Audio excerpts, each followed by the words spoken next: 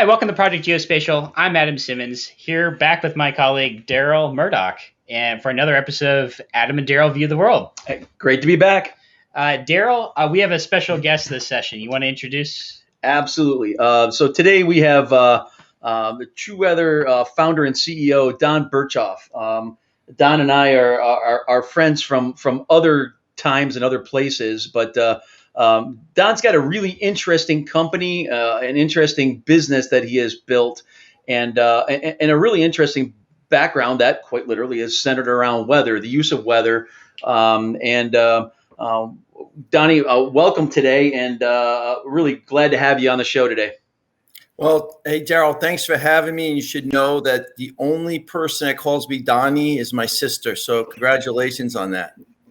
Yeah, well, so that means that I'm part of the family, so it just makes me happy, right? So Don and I actually play on a softball team together, also, and so we were just reminiscing of last year when we turned 5 double plays in one game. Yes, indeed. So a lot of fun. Oh, absolutely. No, so I'm interested of what you do and some history behind. You got an impressive background, Don. You want to go into that? Yeah, I play third base. That's what I do. Third base.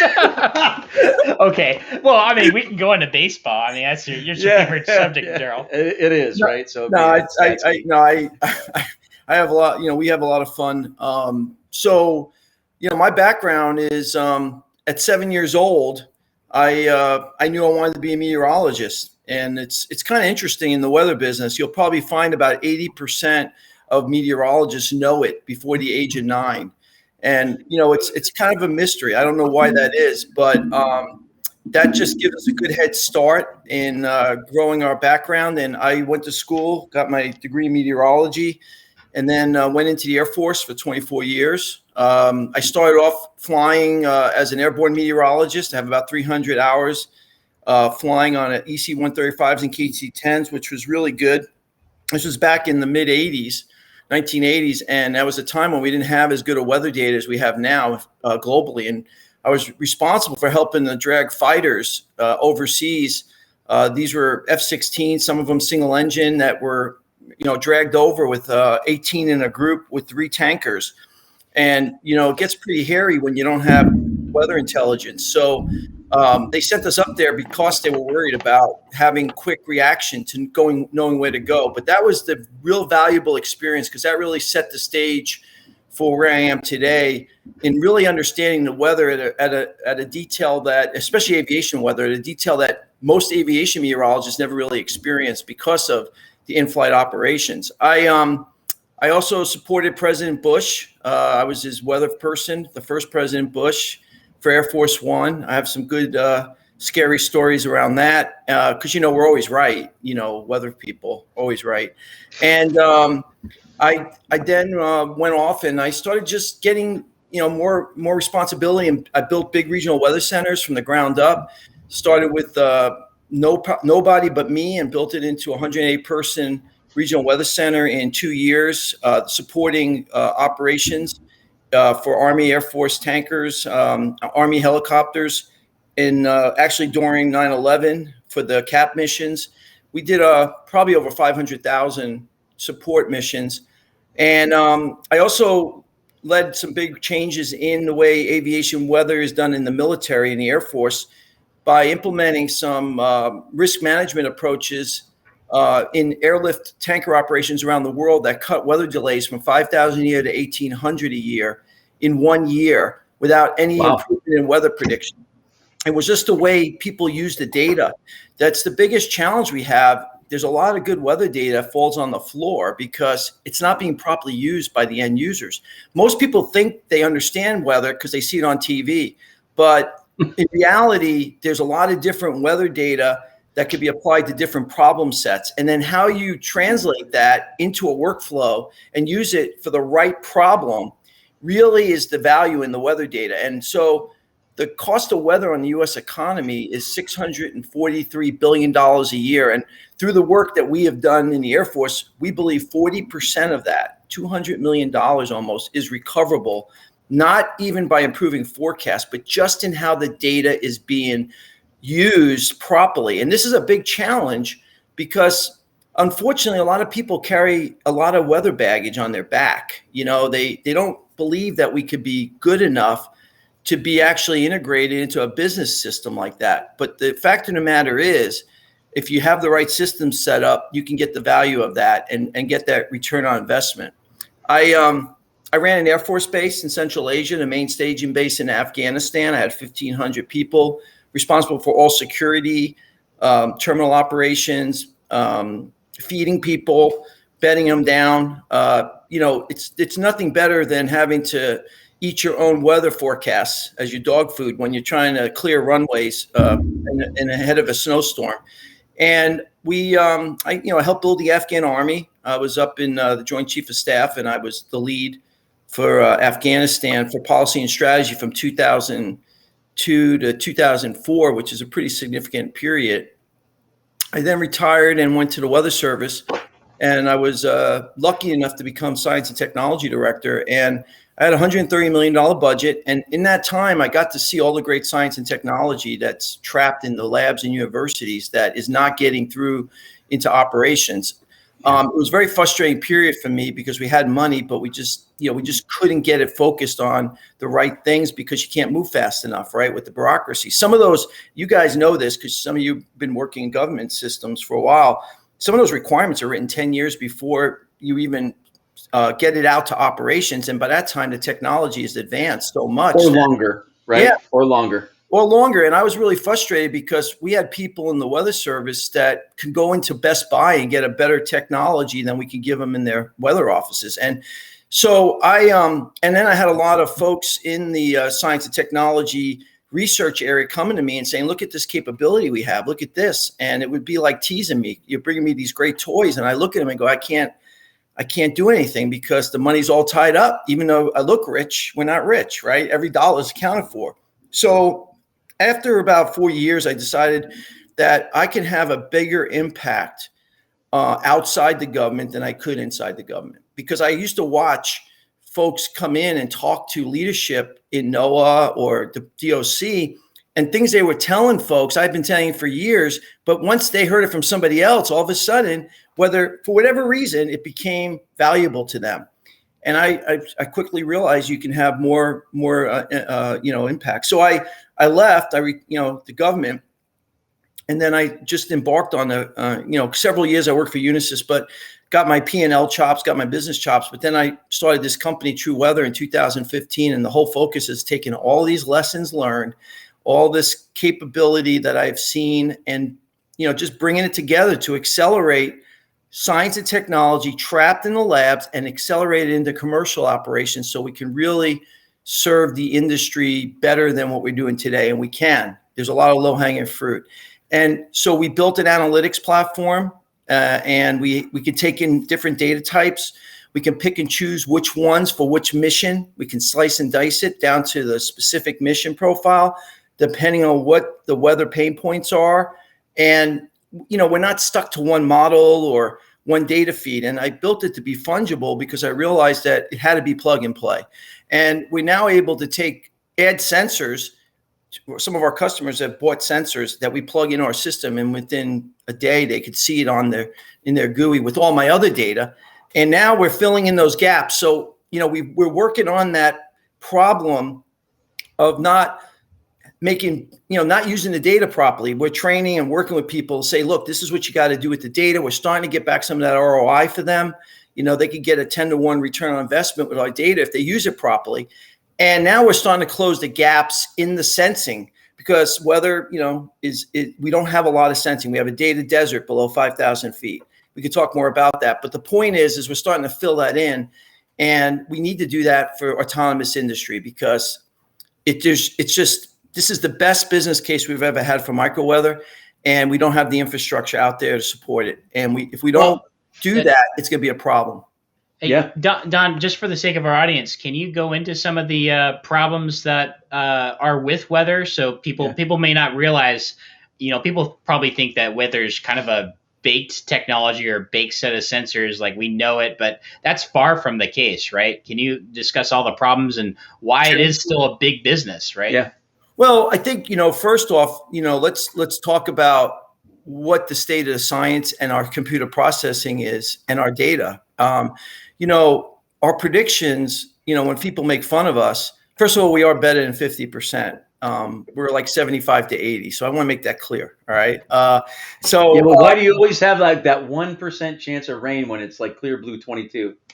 Well, because actually, statistically, there is an outlier every 100 times. And that's the thing, is that people, make fun of folks when they say, 20% chance, but it's all based on statistics, which gets into another whole rabbit hole on how people perceive probabilities and why I don't think it's a good idea. Unless your user or your stakeholder is trained on how to use those probabilities, right? That's another issue for another time. But back to the challenge is that we have a lack of data, real-time data. Satellites are great, but they attenuate below 5,000 feet. So you kind of have really good coverage in, above 5,000, but then the attenuation, some of them get through. We have microwave that does get through, but most of the time, we have ground-based sensors and we have satellites, and then we launch balloons, at very, twice a day at very few locations to collect the vertical profile of the atmosphere. And we have some airplanes that fly in out of airports that we collect some data, but the amount of data we're collecting in this boundary layer is so minuscule that most of our models are just, they don't have sufficient data to perform well, right? So that's the first problem, is that it's a lack of data. Sometimes we don't even know what's really happening right now at 2,000 feet. We don't know. I mean, we know there's wind. We know it may be a little windy, but we don't know if it's 20 knots or 40 knots, 30 knots. The second problem is computer processing. So weather was the original big data, and we developed a lot of our own capabilities to fuse that data and assimilate it back in the 40s, 50s, and 60s. And we've always been on the edge of computing, right? We've always driven the biggest computers. We always have some of the largest computers in the world running weather models. And the problem is that we need much bigger computers to be, even if we had the data, we wouldn't be able to process it fast enough and turn it around in time to have a big impact. So that's the second problem. And the third problem is the science. Now, I would argue that we understand a lot about what nature is doing out there, but we also don't understand a lot. We're still learning about what forms a tornado. I mean, I know we could talk in general terms about it, but how can we predict it? What are the signs and signals of prediction? We're still learning that. So, I mean, I still maintain we have more science on the shelf than we're using. And that we want to get that science used that we have.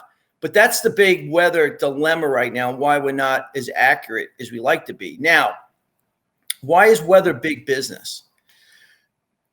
Imagine if I can forecast the weather perfectly, and I could tell you exactly what was going to happen with no uncertainty.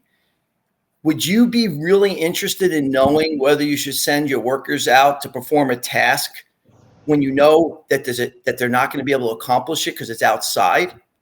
No, you wouldn't do it. You'd keep them back in the office. You'd have them work on other things. You'd have them get on the phone, make some sales calls, whatever, right? But because weather's uncertain, people will still go out, or because they don't use the right data, or because they don't have confidence, or they're not using it properly, or they're shopping for weather. Like people shop for weather. They take it from 5 different places and they pick the one they like the best. That's not really a good solution. I mean, somebody admitted that today to me. They said, I shop for a pilot. He said, I shop for the best weather and I picked the best one so I know I could fly. And that's kind of not the reason we want to use the weather, right? We don't want you to die. So, bottom line is these are the challenges. And if we're getting better at fusing that data together. We're getting better at providing what I call sensors to decisions and simple insights. We can do that really well. We can tie that weather data into their automated decision processes as part of a risk management framework. And that could be really valuable in targeting where your assets, where to deploy your assets for a particular day, try to get the best weather conditions, hit the right, nicest weather frameworks that you need. Look at how you schedule your clients, right? Look at how many people you want to put out there to work. And it's amazing. That's the 40%, right there, low hanging fruit. And that's why it's big business, but it's a lot. We have a lot of work to do in order to educate, get this data integrated, That's the part that I'd like to pull on a little bit, right? So talk to us a little bit if you can. A lot of folks that I talk to about various types of data and information, there's kind of a universal hue and cry about how do you really educate the end user as well as the check payer about the value, and then how do you teach them how to use it correctly, right? So what's that education process look like, Don? Well, I think if you don't have amateur weather people you're talking to, it's a lot easier. And you don't have folks that are carrying a lot of baggage about what their perceptions about weather and what they think. That to me is the hardest part of my job, is getting past that. Now, if we could break through that, right, in which we work, and the credit to people, there are people out there that our stakeholders and customers that do get it, right, and when they get it, then we're already working on that second part of the problem. That second part of the problem is how to use it, what you need to use, how do we get it in the right workflows at the right time.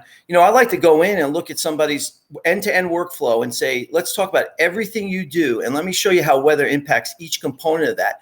And they're surprised. They are absolutely surprised. They never think about it, right? Because weather's the price of doing business. We've all accepted it. It's in our operations budget. We're already we already had it budgeted. I have estimated that weather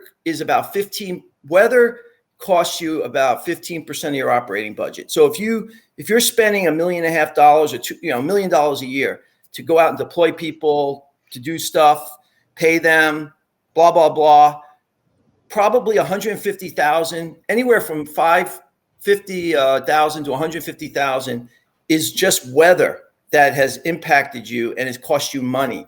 5% maybe in the desert, 150,000, 50,000 in the desert. And you say, well, how could you even have 50,000 in the desert? Well, because it's windy in the desert. You have dust storms and it's hot and things don't work, So there's always weather impacts. That's the other thing, And then on the 150,000 side, it would be more of your, northern climates where you get a lot of snow, rain, fog, stratus. And, you can get back 40% of that. If you want to follow the workflow, follow where to put weather decisions in the workflow and be very consistent about using that process and not do it like market timing or dollar. We want you to dollar cost average. All right. We don't want you to do market timing. Because as soon as you start getting out of the cycle, you're all whacked out, right? You're never going to get back in. So that's what I try to educate. And we do have customers that get it because they understand data. And if you can get past the fact that these other weather baggage issues, then all of a sudden we can make a lot of progress. Yeah. So it's, one of the other topics you and I talked about recently was the use of weather for UASs, right? And you've mentioned earlier, just a few moments ago, that weather below 5,000 feet, 2,000 feet is effectively non-existent except for amateur weather sites, et cetera, and anemometers that are kind of like strewn about the countryside. And that's at the surface. And that's at the surface, right? So talk to us a little bit about as you called it, microclimate, micro weather, and maybe in urban settings and some of the efforts you've got going on for that. Right. So generally speaking, let's just talk aviation in general, right? So built a system in aviation. Weather, by the way, weather in aviation is the most regulated of any vertical, right? Like if I'm Darryl and I know nothing about weather, I can still claim I do and sell weather information to anybody really, except aviation, because in aviation, you have to get your weather from an authoritative source or an approved source. And so that makes it the most regulated. Now that's good and it's bad, right? The good is that, the standards are to ensure safety. You don't want to have, faulty information that's feeding into a system that's going to carry, people's lives are at stake, right? So that's a good piece. And areas where we fly manned aviation aircraft, taking off in and out of airports, are well instrumented, right? We spend a lot of money on ASOS stations and microburst detection, and we even have radar. Even if it's aircraft surveillance radar, we can use it. We can pull weather data out of that. So those are well covered. And then once you get up into the atmosphere, you get out of the weather, right, and you can fly, right. So the weather impacts aren't as significant, and we do have better measurements to avoid incidences. But when you talk about helicopters and general aviation, it's really up to the pilot not to kill themselves when we give them a bad weather forecast. Because honestly, we are woefully inadequate in our measurements where those aircraft fly above 1,000, 2,000 feet. But the thing is, those aircraft at least have a person on them flying. They have eyeballs, and they go, oh, weather guy screwed me. I better get the hell out of here. And they go. The problem, and they're big and they're heavier and they could take more weather, right? They could take stronger winds. So the risks are there, but they're rarer. It's a rarer event, right? With unmanned vehicles and drones, lighter drones, and even eVTOLs for air taxis, they're more weather sensitive. Drones themselves are very dependent on battery, and they have limited amount of capacity for battery. And if they hit winds that are 20 knots, 25 knots in the nose, they're going to have a bad day. They're probably not going to finish their mission. It's going to cost them money. They're going to have to come back. They're going to have to refly tomorrow to get that imaging, or they're going to push it and they're going to wind up ditching their aircraft somewhere. This is a problem. The winds are a major problem because that's one of our biggest blind spots above the ground. And you'd be surprised at how much the winds could change just above the tree line. I mean, you can go from, I could show you, in my demos, you can have 3 knots of wind at the surface and blowing 20 knots. As a former helicopter pilot, Don, I'm right there with you, dude. So I can promise, from personal experience, I know what you're talking about. So we don't have that data, and people are, thank you. I appreciate that. I'm glad that we didn't kill you. And, with our bad weather forecast. And, there's no pilot on the aircraft. So you don't know what's going on. Now, winds you'll know because you'll say, oh my God, I'm only doing 1 knot and I should be doing 30, but the winds are blowing 29. So I guess I'm not going to go very far, very fast. That's what happens to drones, right? And even eVTOLs, if you're talking about, say, a 3-person or 4-person air taxi, some of these types of, eVTOLs are being built by like Joby's or others. Great vehicles, they're going to be super, but they have weather. They can't handle those. I mean, they can, disruptive, rapidly changing wind conditions in an urban canyon where you go, you got wake turbulence off of buildings that we can't predict that because we don't have buildings in our model, right? So all of a sudden, Darryl has got his great suit on and he's going to take an air taxi from downtown to the airport, and he gets on board and he throws up on the way to the airport. Not a very good experience. And so these are the things that we're working on in TruWeather. How do we handle uncovering and closing these gaps that were acceptable in the past for helicopters and GA because we had a pilot on board, or were acceptable because they were able to handle a little bit more weather, but now they're not going to, and they're flying in the place where we have the least amount of data. So, it's challenging. And today I was even, I'm running the ASTM F-38 weather standards for the UAV industry here in the United States. I'm running the development of those standards.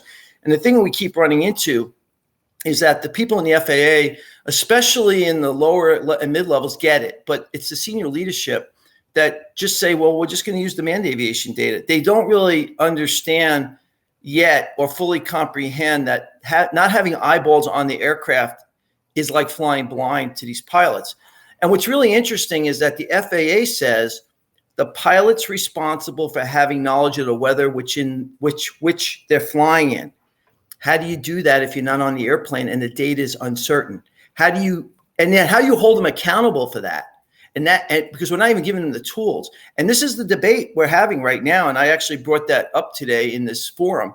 So these are the challenges that weather and drones and air taxis and that have to be kind of addressed. Yeah. So, so we're talking about standards, so, you and I have had previous conversations about data validation, right? Can you talk a little bit about, weather data validation and what does that mean in the context you just talked about having to have, weather that is known, it's precise weather, and it's got, the consequences for having bad weather data are severe, right? So talk to us a little bit about your ideas on weather validation.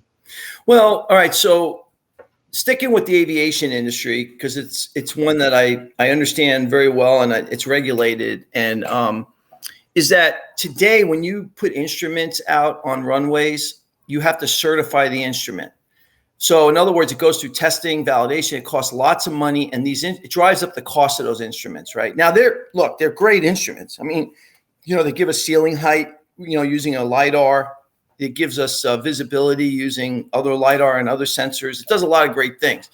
But the problem is that it's certifying sensors drives the price up, and it really shrinks the marketplace, right? Because it's hard for smaller companies then to compete and build to those certifications. Not that they don't have sensors that are almost as good, but going through all the testing and the cost of that and the value, you just can't do it. It's expensive. So it drives the cost up. So what we're working on right now is, trying to move the industry from certifying instruments to certifying data performance, right? In other words, we should be able to use data from any sensor that has weather intelligence value, right? We should be able to use it from an IoT sensor if we know how good it is, right? We know we know it's reliable, we know how good it is, and we know how to validate and calibrate that data against some other using techniques that we do in weather already. Because in weather, we have to validate sensors because we don't want them to get in the models if they're misbehaving. So we actually throw out bad data, and we have routines we can run where we use like nearest neighbor concepts and things like that to say this sensor is not behaving right, or we look at historical and how it's behaving. And so there are ways to do validation calibration without having to have somebody at physically looking at the sensor or watching it.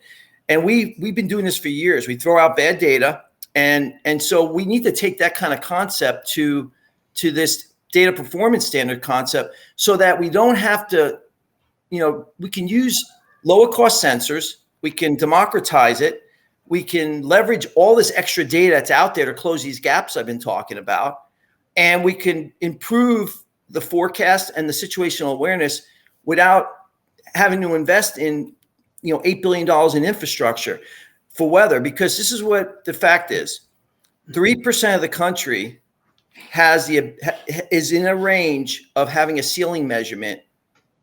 The rest of it is not. And that's because the only place you can measure the height of a cloud ceiling is at airports. And that's it. The only other way we do it, the only other thing we could do is we can interpolate, use some modeling to try to estimate what the ceilings are right now in other places, but we can't validate it because there's no measurements. So this is a big data, garbage in, garbage out problem, even for real-time ceilings, right? And right now the drone industry is not supposed to fly IMC. They're not supposed to be in clouds. Okay, so how are you going to enforce that if you don't know if they're flying? If they don't know they're in clouds, because there's nobody on that aircraft. And the reason that that's important is because helicopters and general aviation has to be able to see these things when they come out of the clouds themselves. Yeah, it's all about see and avoid, And so it's very frustrating because we can't put ASOS, ideally you have a grid across the United States of these ASOS stations every 10 miles, right? I did the math, it's $8 billion. It ain't gonna happen, right? And by the way, that's not the right solution either. So we need to understand that we can't pencil whip weather and wish it away anymore, for this microclimate stuff, because it's going to have real impacts on people. It's going to have real safety impacts, and it's going to hurt the industry if we don't improve these measurements, because when they start having accidents, what's going to happen? The FAA is going to go time out, everybody stop. And in my that day that happens, that's when I didn't do my job, because that's avoidable if we get ahead of it now. And that's what we're trying to do. So talk to us about what is what is adequate instrumentation, right? What does that look like in your mind? And what would be your recommendation, right? So obviously setting up, ASOS stations across the country is not the way to do it, or around the globe, more like, right? Yeah, so, good luck with that. So we don't even have them in Africa today, and that's even at airports. Right. So what is, in Don's perfect world, what does that look like from an implementation standpoint that's feasible? Okay, so I think first we should recognize that I didn't stay at a Holiday Inn Express last night. That I really have some experience in this area. When I was in the Weather Service, I was on the NOAA Observing Systems Council, and I started a working group with a really talented partner. Her name is Anka Willis, and our job was to figure out an optimized sensing strategy for the globe, for the United States, but not the micro level, but just at the, more at the, we call it the mesoscale level, which is like, regional, right? And, ultimately the answer is it takes a mix of sensors, right? That, there's not one size does not fit all. You need to have redundancy in, some of it, because remote sensing gets impacted by rain and clouds. So on days when it's cloudy and rainy, you need to have another sensor that could, an in situ sensor, to kind of support that. And then it's also using, there are some techniques we need to use in modeling and nowcast, that if you get enough sensors, it's kind of like reaching herd immunity with COVID, right? Take 80%. If you get enough sensors that, and adaptive sensing, where, you don't put it on a grid, you put it where it's going to have the biggest impact, right? And you don't need to have a full weather station or a full suite of weather sensors at every location. You need to have the sensing that matters for what the problem set is. So I'll give you an example. Yesterday, I was talking to the FAA Test Center, which is doing a lot of testing now for urban air mobility, advanced air mobility. And we were talking about the problem of ceiling and visibility, right? Not having enough sensors and not knowing, where, knowing that you have to be VFR, we call it, visual flight rules, and at certain points. But if you're if you're flying a drone, how if it's going to be visual? Well, there's points where it becomes more critical to know that than other places, right? So you got to build a risk-based framework, right? So we're not going to need all those sensors in central Nebraska because, the ground risk is not as high. And, if you're carrying people, it's a higher risk than if you're carrying a pizza, right? So it has to be a risk-based sensing strategy that focuses on what you're trying to solve. Make sure that you have adaptive sensing strategy with different types of sensors. And if you blend it together properly and you hit the target on where you need them the most, the 80-20 rule, right? 20% of your costs cover 80% of your risk or your problem. And then you blend that with machine learning and AI algorithms so that you can hit herd immunity with enough sensors, right? Then you can really improve your modeling. So your modeling becomes more dependable in areas where there's no sensors, right? And then you do machine learning on that. And then you start having aircraft flying through those areas and collecting data because they're safe now and they can fly. And you start learning about those local effects, and you can feed that back into your machine learning. That's how you could get a lot of progress without, spending $8 billion. But, how do you do that, right? It's what I just described is a significant event. So I'm working with NASA very closely. And we've actually won 2 grants with NASA to set up urban weather infrastructure sensing test beds, and also another SBIR for weather data monitoring service, which is a partner of ours that's going to run that resilient. They're going to be monitoring all these sensors that we're going to put out. Some of them are going to be IoT-like sensors.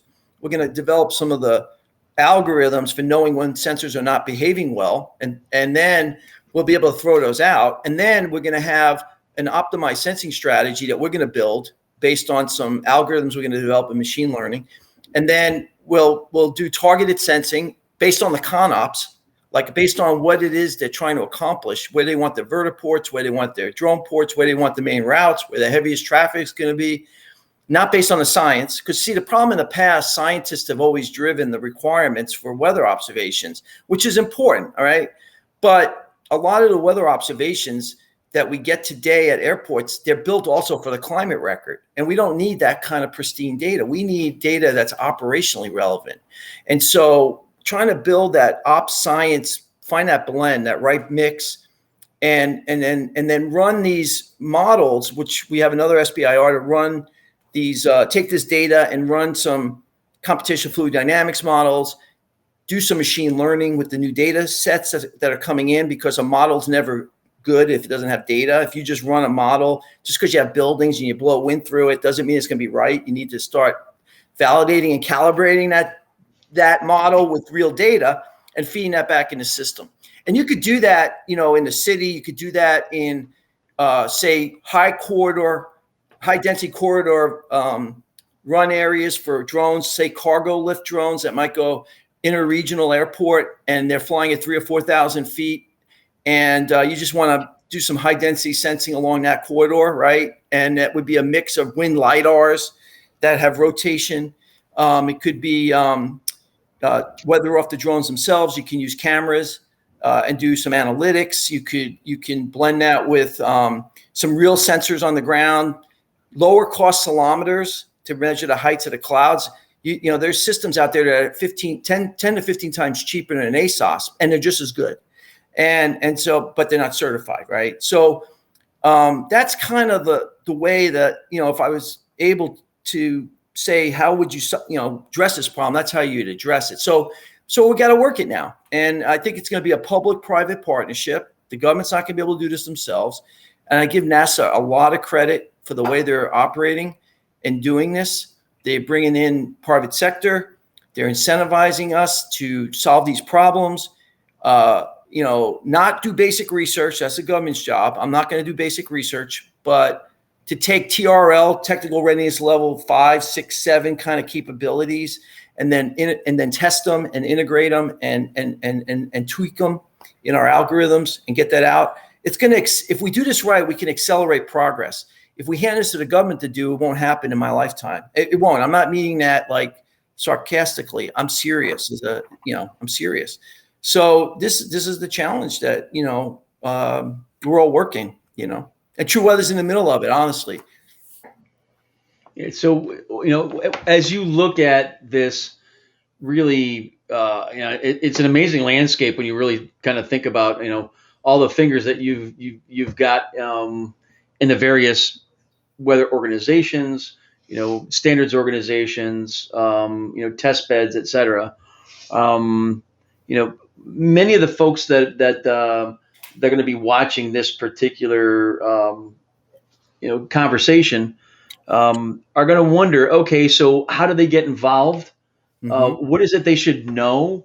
You have any recommendations about if we get like Part 107 pilots that want to become involved? Yep. Who do they contact? How do they kind of plug in and get more knowledgeable about this, or join the fight and join the game? Well, that's a great question, Darryl. And I think that, it starts with, people who are really interested out there, operators that it's kind of like, it's kind of like recognizing I accept the fact that this is a problem and I want to help now, or I want to do something about it. I would say anybody that's an operator out there that wants to do something about this and work with us, you just got to contact me, Don.Berchoff at TruWeatherSolutions.com. One of the big, we never turn away, no matter how busy we get, I will never turn away an operator's interest in helping solve this problem, because it's not going to happen with just us, right? We need the operators. And if they come to me and they say, this is how I would like to get interested, or here's what I really want to do, and I will get them to the right place, right? Because the bottom line is I'm very well integrated with the whole UAS industry. We have customers out there that are big customers like Thales Group, and we support Bell Helicopter, and we are also got a very large pipeline of folks that are ready to work with us once BV loss takes off, once the beyond visual line of sight, because that's really the key, right? We're still doing a lot of visual line of sight. Yeah, I could show you how you can save money, using weather for visual line of sight if you're interested. But the imperative to spend extra money on better weather service is going to happen when you get the BV loss because of the reasons I talked about. And so they're waiting, and the day's coming when they're starting to come now and say, let's tie in, let's bring the data in. I could get them to wherever they want to go to be involved, depending on what it is they want to do. And we're happy to do that because, we want this industry to succeed. My focus is to get them as much flight time as possible when weather's a factor, right? Increase the flight windows, reduce the uncertainty, increase the flight hours safely, get more revenue per asset, right? Make money, because that's the only way this industry is going to prosper, because honestly, the margins aren't that big in some cases. They're not big at all. No, right? So, right. So we want to help. Years and years ago, probably 20 years ago now, maybe 25 years ago, I was flying aerial photography for the small company, and they got a contract for flying the Hawaiian Islands.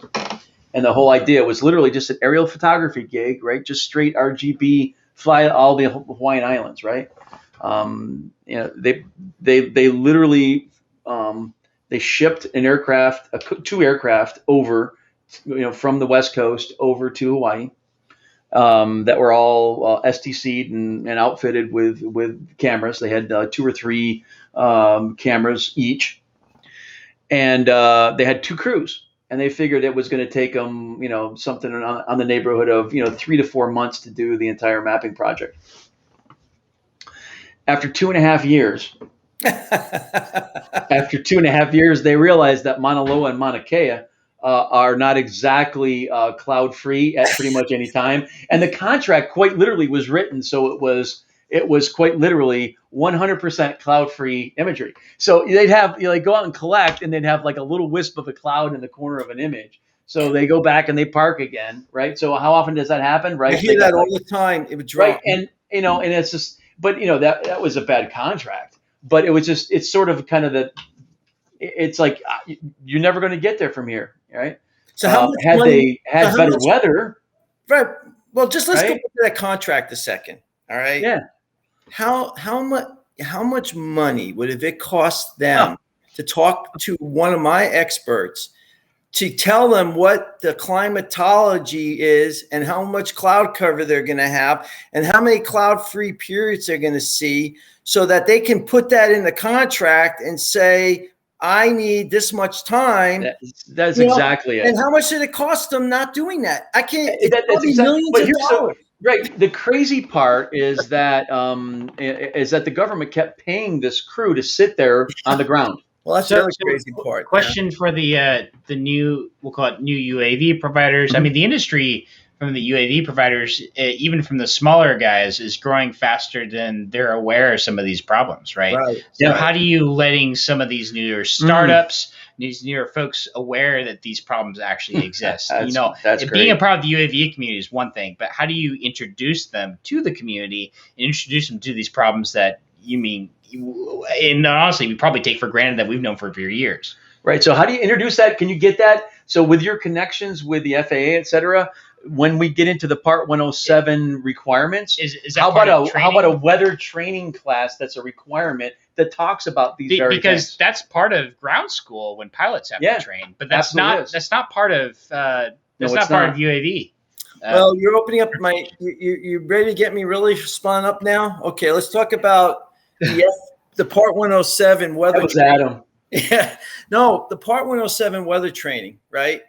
And everyone knows. I always say this: it's negligent.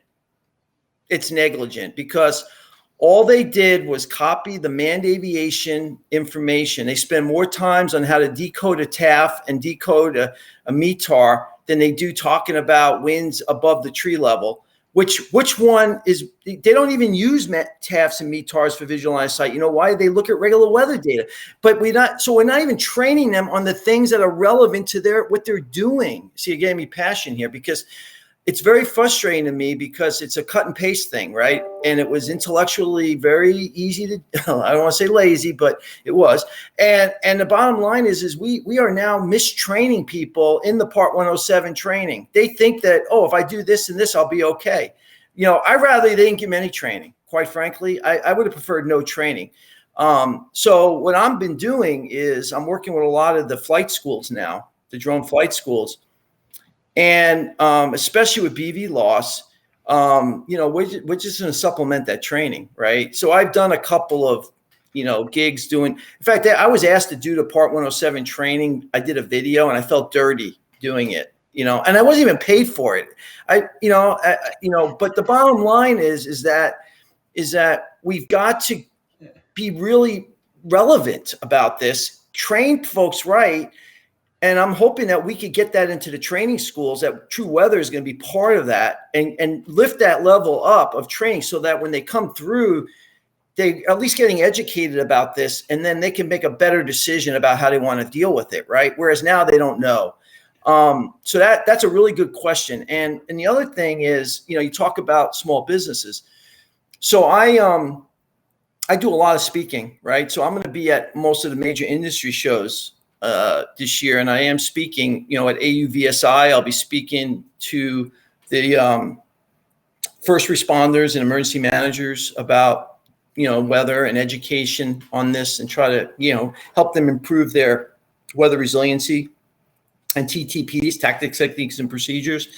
I'll be out at Commercial UAV, and I'm actually co-hosting, co-partner on a panel with Jay Merkel, the FAA UTM integration executive director, and with Talis. We're going to talk in this forum about some of the things we talked about here, with a little less passion and a little less comedy. But and then I'm in a drone. I'm going to be out there at Interdrone, and I'm actually there's another AVUSI SAE event coming up the 23rd and 24th of June here, where I'm actually speaking, and it's already been recorded. So I try to get out. You know, I spend a lot of time trying to reach people, and just try to educate. And, you know, again, those that either believe it or don't see it as an inconvenience to deal with it, those are the best customers we have, right? Because once they get it and they understand what we can do and what they should be thinking about, it's a risk thing, right? I always try to remind these pilots, you're liable. I mean, this is not a toy. You know, one of the FAA, his name is Mr. Shea. He said, you know, to the emergency managers and to the first responders and the police, he said, you know, you just hit somebody, you hit a toddler with one of those drones and you hurt them, you're liable. And if you have been negligent in following the proper procedures and protocols, that's not an excuse, right? You know, weather is a liability problem. If something happens and you did not take weather seriously, and you have an accident, you're going to be liable. But if you use a TruWeather type service, I'm not just saying me only, but if you use us and leverage our capabilities, you're going to have some coverage there, because you've used the best science has available. Weather is difficult, and you follow a good procedure. It's going to be hard to hold you liable, right, for something like that. Sounds like you should be starting a weather insurance business instead. Well, if I had time, I probably would, right? Maybe Darryl, you want to maybe run with that on LLC? Yeah, sure. I'm on it. Yeah. No, you're right. In my spare time. Yeah, Adam, you're right though. There's a lot of, there's a lot of avenues here, and to make weather data valuable, right? And I always tell people there's 1 billion applications for weather data, but there's not enough people to work to get it, into the right formats and the software to get it done right. And democratizing weather by having 1 billion small businesses is what I like to see. I like to break big weather, right? Because big weather, I call it big weather. A lot of these companies that have been in the weather business for many years, and they're not really focused on innovation as much as they're focused on revenue every quarter, right? And there's so much innovation in the weather business. Remember, I told you 80% of us wanted to be weather people since we're 7 years old. So it's not like hard to find really, really passionate people that are smart and entrepreneurial. We've got to, make this data, and that's another thing I do. I run the American Meteorological Society Committee for Open Environmental Information Systems. And what we're trying, NOAA has been working very hard to get most of their data store that's been trapped in their vaults in their computers out, because they have these, we had these huge data stores, and then we have a soda straw pipe, right? And they always say, well, we can't send you everything, so we're only going to send you, 2% of what it is. And meanwhile, everything else is not being used. That's another pet peeve. We'll get into another, we spend billions of dollars on satellites, but we spend, $25 million on ground systems and processing systems and data sharing systems.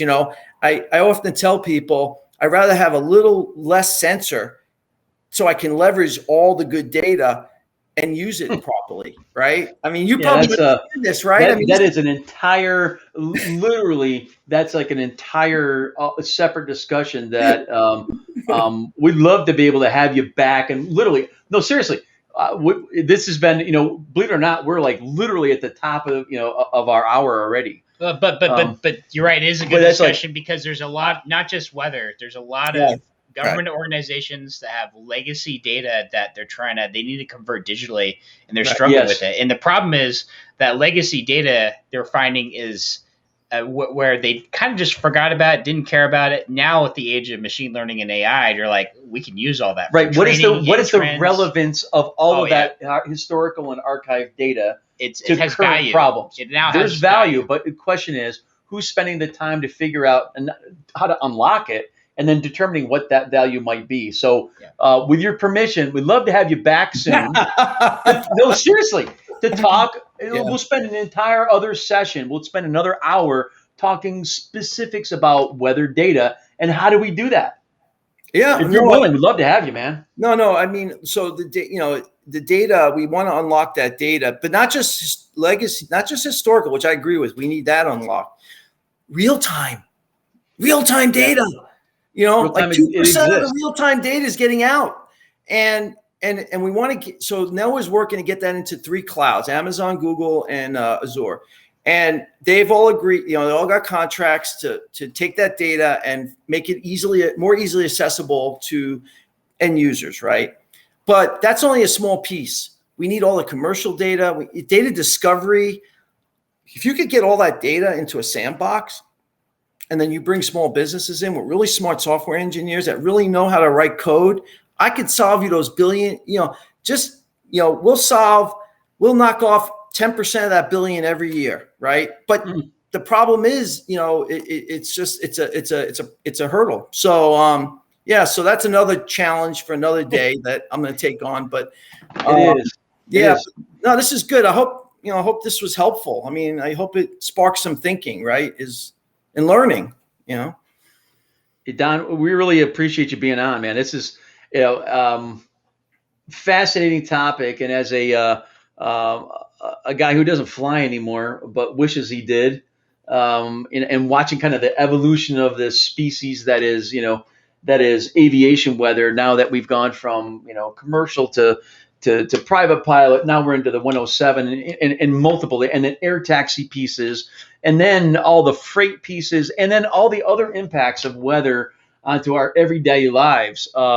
Fascinating topic, and one that's absolutely, obviously it's an industry, it's underserved, and absolutely love to have you back. And let's dig into data, because Adam and I are both geeking out over here. Oh yeah, absolutely. Yeah, just give me the topic. To dive into. We'll talk data. We'll talk.